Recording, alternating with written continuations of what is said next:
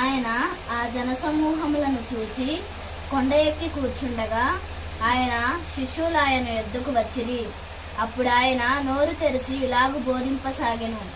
ఆత్మ విషయమై దీనులైన వారు ధన్యులు, పరలోక రాజ్యము వారిది. దుఃఖపడువారు ధన్యులు, వారు ఓదార్చబడుదురు. సాత్వికులు ధన్యులు, వారు భూలోకమును స్వతంత్రించుకొందురు. నీతి కొరకు ఆకలి దప్పులు గలవారు ధన్యులు, వారు తృప్తిపరచబడుదురు. కనికరము గలవారు ధన్యులు, వారు కనికరము పొందుదురు.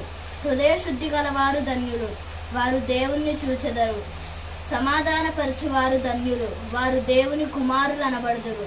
నీతి నిమిత్తము హింసింపబడువారు ధన్యులు, పరలోక రాజ్యము వారిది. నా నిమిత్తము జనులు మిమ్మను నిందించి హింసించి మీ మీద అబద్ధముగా చెడ్డ మాటలెల్లా పలుకున్నప్పుడు మీరు ధన్యులు. సంతోషించి ఆనందించుడి, పరలోకమందు మీ ఫలము అధికమగును.